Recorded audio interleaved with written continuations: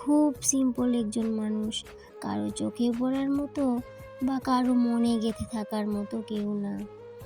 তবুও আমি নিজেকে নিয়ে সন্তুষ্ট, কারণ আমি আমার মুগ্ধতায় বেঁচে রই। আমিটাকে না ভেবে আমি যেন অপূর্ণ রচনার একটা বই। আমি রূপা, ত্রিপুরার আগরতলার ছোট্ট একটা গ্রাম থেকে অতি সাধারণ ঘরের অতি সাধারণ একজন গ্রাম্য গৃহবধূ। তাই আমার জীবনযাপনও আর 5টা গ্রামের সাধারণ বউদের মতো নেই। তো সকালের কাজকর্ম মোটামুটি কমপ্লিট করে নিয়েছি। আর এইদিকে দেখো, কালকে রাতে আমার গ্যাস কিন্তু শেষ হয়ে গেছে। তো সেই জন্য কিন্তু আজকে গ্যাস তুলতে ওই যে গ্যাস অফিসে চলে যাচ্ছি। সকাল সকাল রোদেরও কোনো দেখা নেই, এখন বাজে কিন্তু ওই 10টার মতো। কিন্তু দেখো, রোদের কোনো দেখা নেই, জানি না কখন রোদ উঠবে। তো ওই যে রোদের দেখা মিলবে বলে এই যে আগের দিনের ভিজা কাপড়গুলোকে একটু ছড়িয়ে দিচ্ছি। গ্যাস অফিসে গিয়েছিলাম, তারপর ওই যে বাড়িতে চলেও আসলাম, গ্যাসটা কেটে নিয়ে এসেছি। আর এই যে দুপুরবেলা হাজব্যান্ড এসে কিন্তু গ্যাসটা নিয়ে আসবে অফিস থেকে, তাই জন্য এই যে খালি সিলিন্ডারটা বের করে রেখে দিচ্ছি। এইদিকে দেখো, একটা ভাঙা বালতি নিয়ে দাঁড়িয়েছি। এই যে তোমাদের দেখাচ্ছি, বালতিটা না একটু আগে আমি ভেঙে ফেলেছি। ওই যে উলি পোকার মাটি তুলেছিল, গত ব্লগে তোমাদের দেখিয়েছিলাম, ওই যে মাটিগুলাকে ফেলতে এই বালতিটা নিয়েছিলাম। আর এই যে মাটিগুলো ফেলতে গিয়ে বালতিটাকেই ভেঙে দিলাম। তো এখন ভাবছি এই ভাঙা বালতিটা আর কয়দিন যাবে, কিছুদিন পর কিন্তু আবার ওই নতুন বালতি একটা নিয়ে আসতে হবে। আর এইদিকে দেখো, এই যে সিলিন্ডারটাও কিন্তু নিয়ে আসলো। ভাবলাম যে দুপুরবেলা নিয়ে আসবে, কিন্তু ওই যে সকাল সকালই নিয়ে এসেছে। তাই জন্য সিলিন্ডারটাকে একটু ধুয়ে রেখে দিচ্ছি, ওই যে বিকেলবেলা ঘরে ঢুকিয়ে নেব। ওই যে কিছুক্ষণ আগে বললাম যে আর 5টা গ্রামের সাধারণ গৃহবধূদের মতোই কিন্তু আমার কাজকর্ম, একটা না একটা কাজ করতেই লাগে সারাদিন। গ্রামের কাজকর্ম কিন্তু এমনই হয়। এই যে দেখবে এখন এই কাজটা করে নিয়েছো, একটু পর দেখবে আরেকটা কাজ, ওই কাজটা তুমি না করে থাকতেই পারবে না। তো একটা কাজ যদি করতে যাই, গিয়ে দেখি যে আরেকটা কাজ আমার জন্য রেডি হয়ে আছে।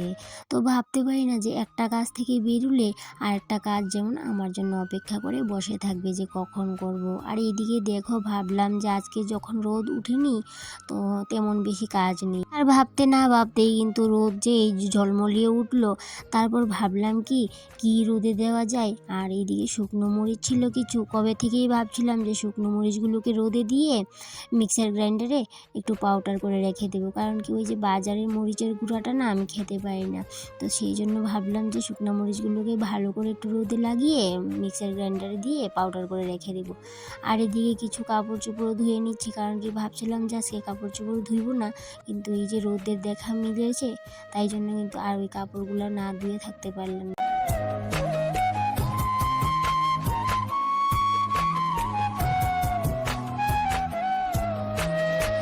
কাপড় ধুইতে ধুইতে ভাবছিলাম আজকে গরম ভাতের সাথে বেগুন পোড়া মাখা করব। শীতের দিনে কিন্তু ধনেপাতা দিয়ে বেগুন পোড়ার মাখা করলে বেশ মজা লাগে।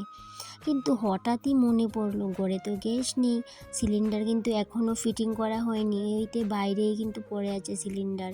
আর আমি না সিলিন্ডারটা ফিটিং করতে পারি না জানো বন্ধুরা। আর তাই জন্য কিন্তু ভাবছিলাম যে কি করে বেগুনটা পোড়া দেব। ভাত না হয় ইন্ডাকশনে করে নেব, কিন্তু বেগুনটা কি করে পুড়বো ভাবছিলাম ওই যে কাপড় ছড়াতে ছড়াতে। কিন্তু ওই যে ভাবতে ভাবতে কিন্তু মাথায় একটা বুদ্ধিও চলে আসলো।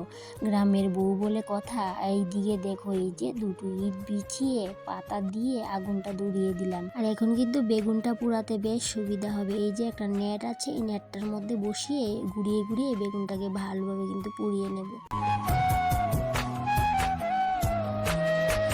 মাটির চুলায় রান্না কইরা অভ্যাস করতাছি, কয়েকদিন পর থেকে তো মাটির চুলাতেই রান্না করবো।